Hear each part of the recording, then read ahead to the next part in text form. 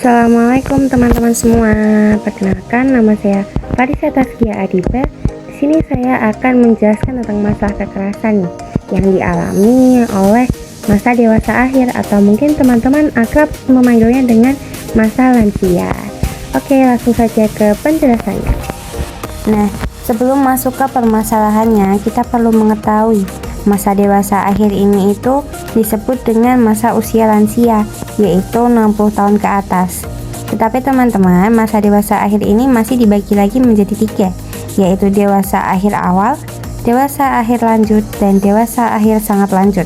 Dengan rentan dewasa akhir awal 60-74 tahun, dan dewasa akhir 75-84 tahun, dan dewasa akhir sangat lanjut 85 ke atas. Nah, ini masa kekerasan pada masa dewasa akhir. Masa dewasa akhir ini tuh merupakan periode yang ditandai oleh penurunan kemampuan fisik, ketergantungan sosial, dan meningkatnya kebutuhan akan dukungan emosional maupun perawatan. Dalam kondisi tersebut, lansia menjadi kelompok rentan terhadap berbagai bentuk kekerasan, baik fisik, psikologis, finansial, maupun penelantaran. Jadi, pada orang yang sudah memasuki fase lansia, mereka biasanya membutuhkan dukungan sosial yang lebih dari lingkungan sekitarnya. Karena di situ mereka mudah merasa kesepian, mudah merasa tidak dianggap seperti itu, teman-teman. Nah, berikut ada contoh kasus yang saya cantumkan pada informasi saya kali ini, yaitu ini kasusnya saya akan menjelaskan intinya saja kepada teman-teman. Jadi, ada seorang lelaki bernama Pak Budi yang berumur 78 tahun. Beliau sudah tidak memiliki istri karena istrinya sudah meninggal. Nah, beliau tinggal bersama menantunya, menantu perempuannya. Tetapi anaknya yang laki-laki itu bekerja merantau, teman-teman, keluar kota. Nah, di sini tuh awalnya si Pak Budi ini dengan menantu perempuannya ini hubungannya itu baik. Nah, tetapi semakin lama menantunya mulai merasa lelah, jenuh, dan merasa sangat keberatan untuk merawat Pak Budi. Apalagi Pak Budi umurnya sudah 78 tahun, teman-teman, dengan kondisi fisik yang bisa dikatakan sudah tidak bisa melakukan apapun itu dengan sendiri, harus dibantu oleh orang lain.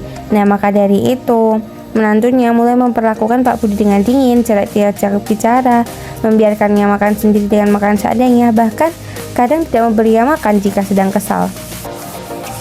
Nah, akibatnya yaitu Pak Budi menjadi sangat murung, jarang bicara, dan mulai menunjukkan tanda-tanda kehilangan semangat hidup.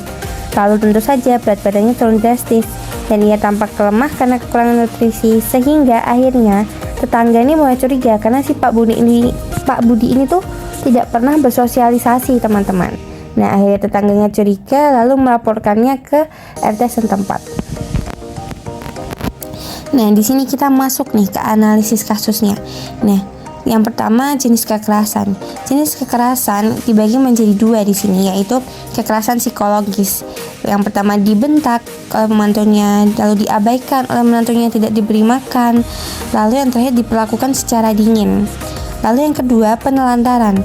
Penelantaran ini tuh si Pak Budi tadi dibiarkan sendiri dan tidak dibantu dalam pemenuhan kebutuhannya dalam sehari-hari karena dianggap sebagai beban.